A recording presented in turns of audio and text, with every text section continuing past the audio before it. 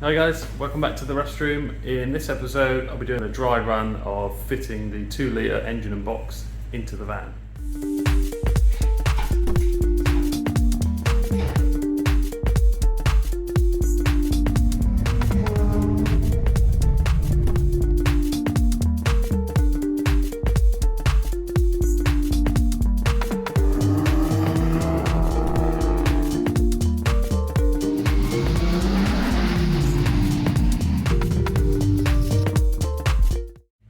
So I've removed most of the stuff now from the engine bay, well definitely from the front end, giving it a quick wipe over, not that bit, just so it's a bit nicer when we're getting stuff in and out. I will clean it properly in the end, and I do need to do some little rush repairs like here, and I want to investigate some of this back here.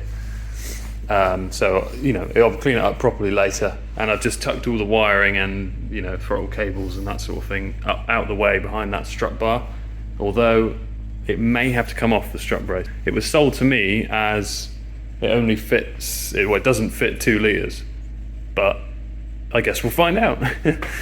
So what I'm going to do now is just have a look at the old and the new engine side by side and just figure out what mounts fit what, because I'm pretty sure that engine will fit, because as you can see here there's loads of different bolt holes for various mounts. Same on, it's difficult to see, but the same on the back, that's where it was, and there's another set there. So I've seen straight away on the gearbox that it's got the same type mount. It's just whether the rest of the engine mounts fit it as well. So here you can see them both side by side. Obviously the main difference between the actual engine is the old one is tiny and the new one is massive. Obviously a 1.3 to a 2 litre is a reasonable step. The thing I do know is the gearboxes, have a look at that there, and then there was a one of them on the end. That's because, I mean, it's the same as a Volkswagen, funnily enough. This is a Volkswagen box. And then looking at the new box, there's the thingy on the end, and there's the one for the subframe. I'm pretty sure that'll fit. The only thing looking at them is I think the spacing might be slightly different, because there is 2 sets of holes there.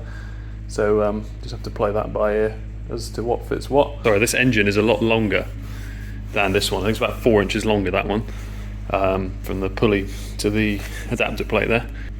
And obviously I've got a set distance. Then the other thing is the new gearbox is a lot shorter than this one.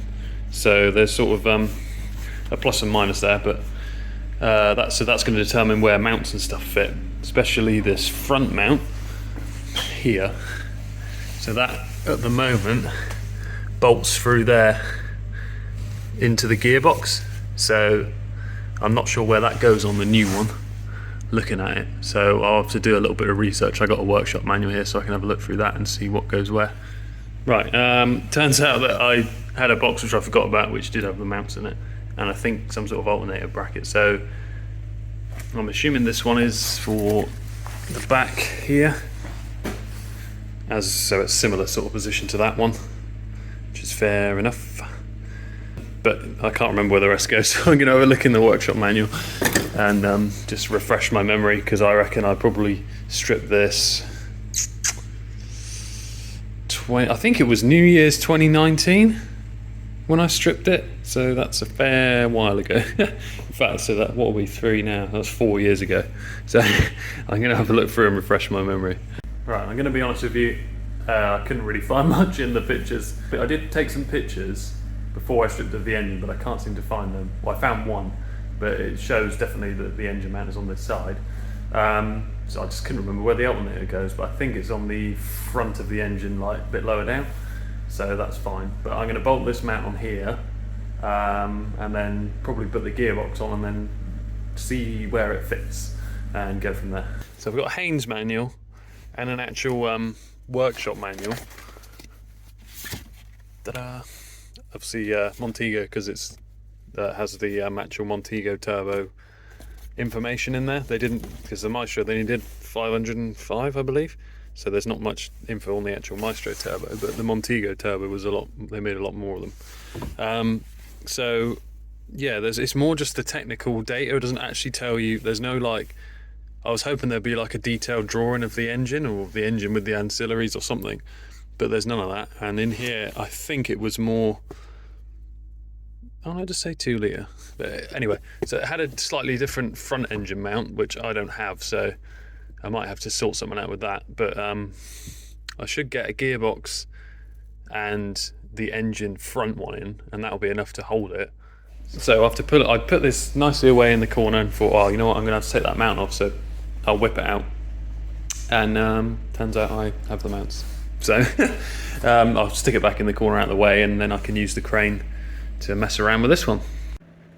So I've got that mount on the gearbox there. I've just chucked the inlet manifold just to see the clearance at the back there, whether that strut brace is going to go or not, because I'd rather get at least the inlet and exhaust manifold and the turbo on before I put it in, because it's a bit of a pain in the ass to get to the back there. And I've just bought the gearbox around as well. It was a bit of a pain getting the it's got like one of those long linkages, like a Honda type one, like the solid bars that go all the way to the gear stick. And I didn't really, looking in the manual, I realised you could take it off, so I've been like moving it from unit to unit with the flipping thing dangling along, so it takes like 2 people to carry it because it's just awkward. And I just realised there's just a roll pin through there, so I just bashed that off. I mean, it's a bit difficult because I don't think it's come off in a while, but so it's a bit more easy to handle now. Now that's out of the way. Oh, and when I bought the engine and box, the guy I bought it off was like, oh yeah, they all have limited slip diffs in them. And I was like, okay, even though I knew full well that they didn't come standard with that. I just thought nothing of it. But it wasn't until I checked, because you can check if you move one shaft and the other one doesn't turn or goes the other way or whatever it is, then it's not. And if they both turn at the same time, then it is a limited slip. And this one both turn at the same time. So what I think is in there is, well, unless it might be the whole box, I'm not sure, is a Torsen diff out of a Rover Coupe, like the turbo ones. So that's pretty cool. So I've got a slipper in there as well. So what I'm going to do is just take the engine off the stand, bolt the box onto it, and then just lift it in and sit it in there and see what happens, really.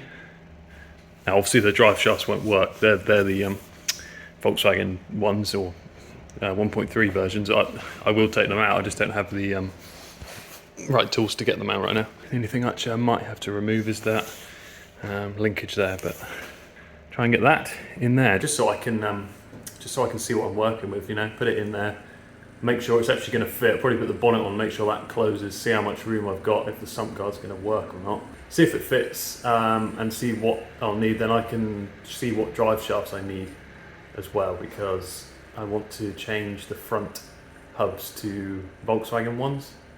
It's very close to Golf for suspension, so if I can get some Golf Mark II-ish Golf hubs, then I can upgrade the brakes, because you can't upgrade the van brakes without going to the car hubs, which have a really annoying PCD, so then I wouldn't be able to run these wheels. And I want to keep the wheels and everything. Yeah, that's the plan. We're almost out of the old unit now. As you can see, it's very echoey. Just a couple of workbenches and cabinets, and then some of the rubbish that we've amassed over the couple of years we've been here. And there's a lot of scrap there, but someone's coming to get that, so that's fine. So just the last few things we're loading up today, and then we'll be fully moved into the new unit. That's it, pretty much empty now. Lots of scrap for our old unit neighbour to take away. That's our little gift to them. But just giving it the final little sweep out, and then we're good to go. Here it is, lights off for the final time.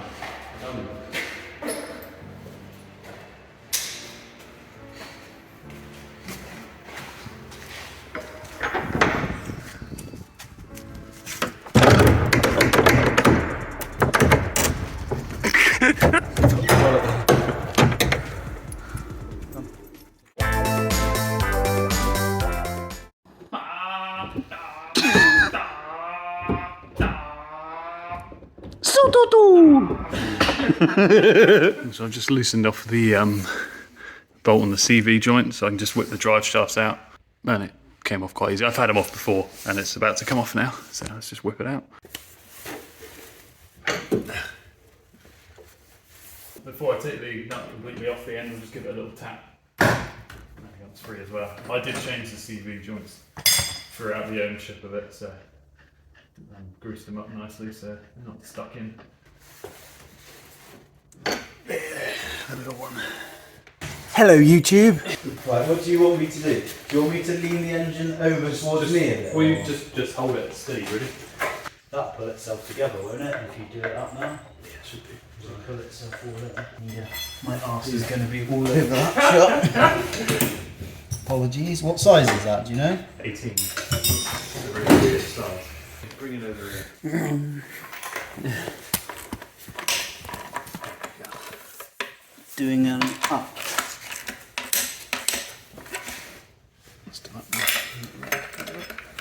Oh, I've only got one nut on this. I just need a nut on the end of this quick. Don't want one nut. No. That's going to be more than enough nuts. Nutted all over it, mate. I get so excited about having this engine and I just nut all over it. Cool, so that's the gearbox on temporarily, just to fix it. Literally like no clutch or anything in it. I just want to see where it fits in said bay. Is it ready to go? Bay and bay. Bay. Bays. Alright, bays. Alright. Yeah. Yeah, let's try and get it in.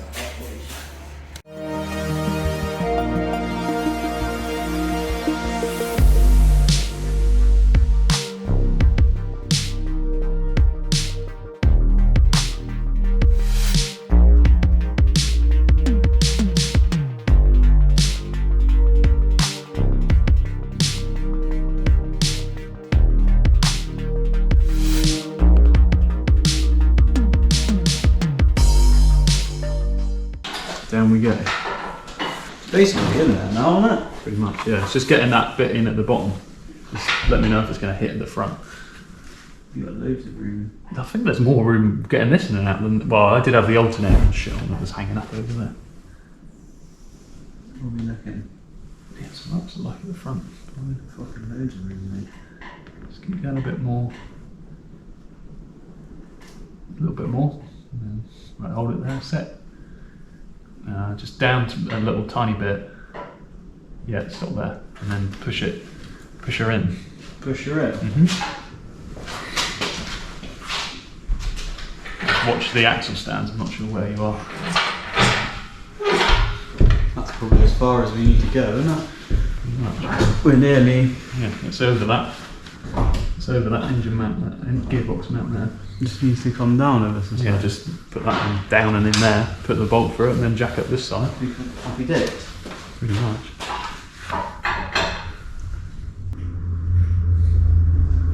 Just hold it there a sec, maybe. Hold it up there. Yeah, up a bit.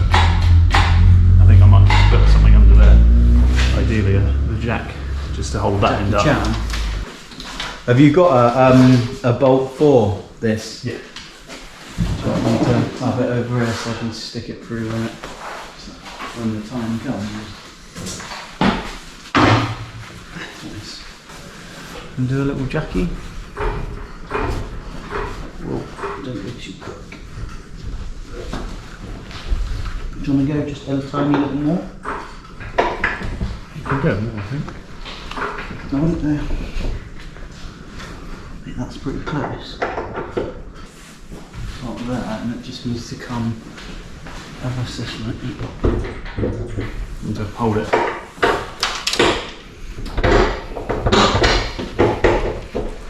There you go, that's free. It is.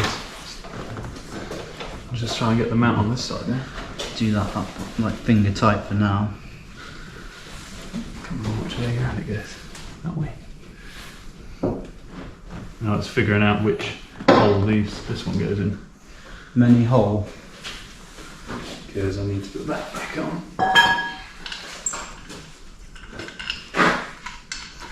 Loads of room for activities in there, isn't there? Yeah, it's weird because it's like a way bigger engine, but it feels like there's more room around it. I suppose all the stuff was like this side, wasn't it, on the old one? That mount's now in for the left of the engine. Alex is about to... Just going to whiz this up. Screw ski the old gearbox mount in. Not getting crazy. We have to be careful, like, I don't know if you'll be able to see from here. But like, sort of there, there's some contact points, isn't there? Yeah, you've got to sort of slide it in between the bulkhead and the subframe because it's using a different mount than a different set of holes than the other one. And it's just a little, but it went in quite easy to be fair. All the drive shaft like situation looks like it's going to sort of marry up all right as well, doesn't it? Yeah. Well, technically, the drive shaft should just bolt in if you're using the standard like car hubs and stuff. Because it's literally designed for this chassis in it. You know? That's ideal, isn't it? So, as you can see, the engine is in the engine bay. As you can see. The mount situation, I'm still not quite sure. I've done a bit of research, but she's a bit wonky at the front of the engine there. As far as I can see in pictures I've found on the internet, the mount on the chassis rail here looks the same as what's on there, but something's going on somewhere. I'm going to get some more information from people who are trying to get pictures of their engine bays for me, which would be handy.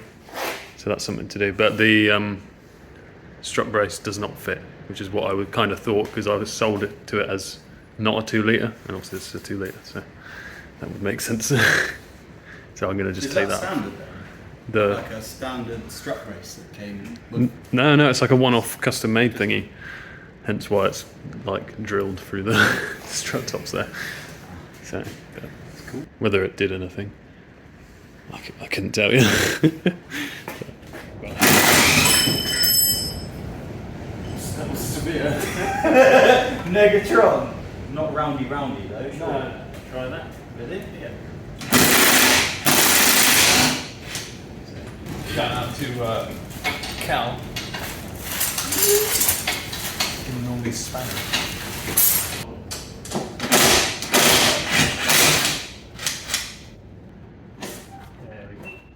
So what I've done is just bolted on the inlet manifold, carb and the plenum, because that's the highest point of the engine. I just wanted to make sure the bonnet fits. I just wanted to get the peace of mind in my head. But looks like it's going to be fine. Unfortunately, it got filthy on the way over. That's what all the mud is. Under there. Quite difficult to see. Let me lighten it. There's quite a lot of room up there.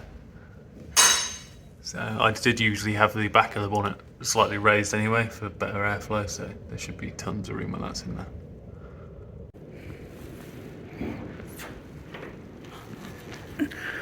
Look at all that room for activity now that strut brace has been removed.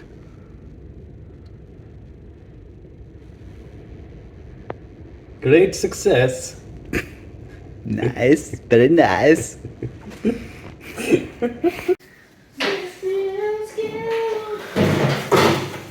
Fuck. Can you help me? Another part of the test fit, I've just put the exhaust manifold with Turbski. I'll get a torch. There we go. So what I've done is I've just fitted just hung on the exhaust manifold with the Turbski. There he is. I just want to see where that's going to sit and what sort of exhaust options I've got. I'm assuming originally it followed the same path as how I had it, which is in between that little gap in between the subframe there. So ideally I wanted like a front wing exit, but the turbo's on the back of this engine, not on the front like it was on the other engine. So I'm not quite sure. There it is, isn't it? But I mean, it would just be a 90 off and then down, or a 90 off and up. How the bonnet exit? Don't know. I'll cross that bridge when I get to it. But... Crap.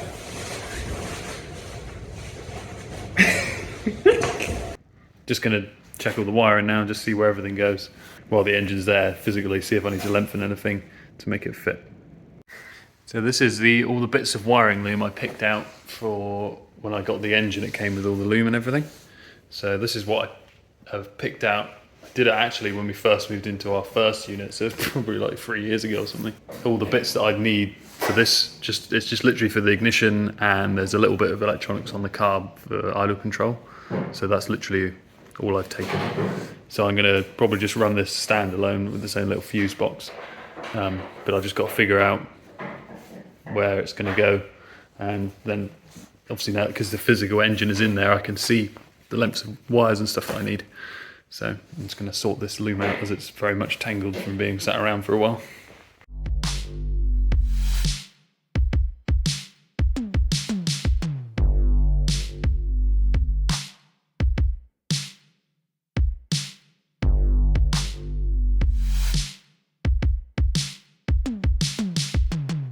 This is the electronic fuel control, so it basically controls the stepper motor on the carb.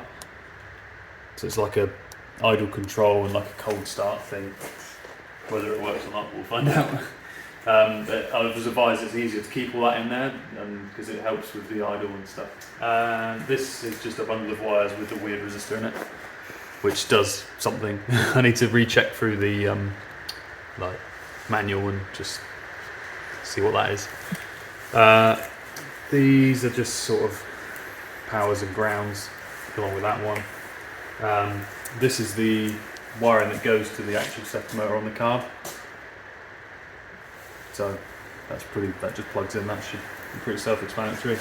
I think this is basically, so all of this back here is supposedly inside the car, and then so you imagine going through the engine bay here, so now we're in the engine bay, so that plug that I just said. This one is a few sensors and stuff, I'm assuming probably down the back of the engine or something, and I think one of them is the coil negative. And then going across here, this is the ignition control. So it actually has like ignition control on an ECU even with a map sensor as well. So Sweet. So that has like programmed ignition. Probably not programmable, but it's got like a knock sensor, which is some sort of engine protection, and a crank sensor there as well, and then things like air temp. However, this is obviously very old and very corrosive. So if it works, is probably be a miracle. But I did have a video of it running when I bought the engine, but that was like 4 years ago. If it doesn't fit, is there an aftermarket sort of alternative that you could use, or not really? Yeah, well, ideally, if someone had another one floating around, which is probably unlikely, or maybe send it off for repair, or my sort of last option would be to convert it to micro squirt, which is a bit like the mega squirt I've got on the TVR, but it's just ignition. So Like a cheaper alternative just for ignition. It's literally ignition. It's designed for like things with carbs, and then you can just program the ignition, or I mean, that might be something to look for further down the line anyway, isn't it? If you're searching for a bit more power with like some reliable ignition, then it's probably not a bad shout, is it? Yeah, because all the sensors are there pretty much. So I'd like to do that one day, but for now, just get it running, just innit? get it running, and hopefully it works. Send it.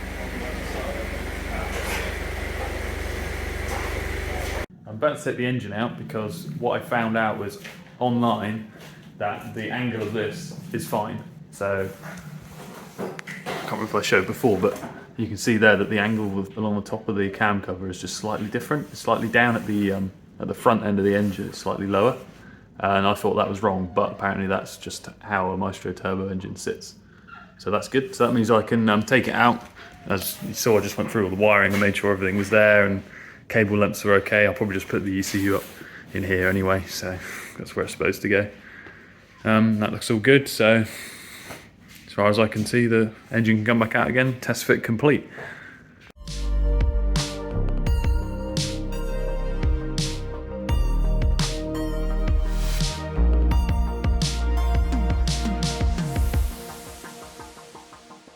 Look at all that room for activity.